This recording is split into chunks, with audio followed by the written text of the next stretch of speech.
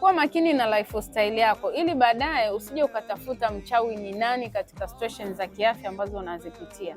Kwanza kabisa, kuwa makini na vyakula ambavyo unavitumia, kuwa makini na vinywaji ambavyo unakunywa, lakini kuwa makini na watu ambao unashabihiana nao hasa katika tendo la ndoa.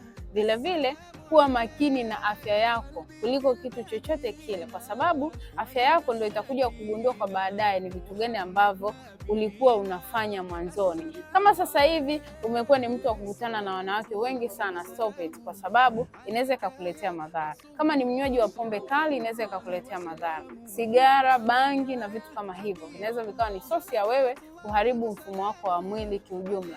Natumai hii video imekusaidia katika hatua fulani. Share na wengine waweze kujifunza, lakini vile vile nina program ya kufanya detox ya mwili mzima kwa wale ambao wamekuwa na changamoto ya muda mrefu ya kuweza kupata sumu nyingi, lakini pia nina package za bedroom ambazo zitakusaidia kupona kabisa changamoto ya nguvu za kiume bila wasiwasi na bila madhara. Jali afya, kwa sababu afya ni mtaji.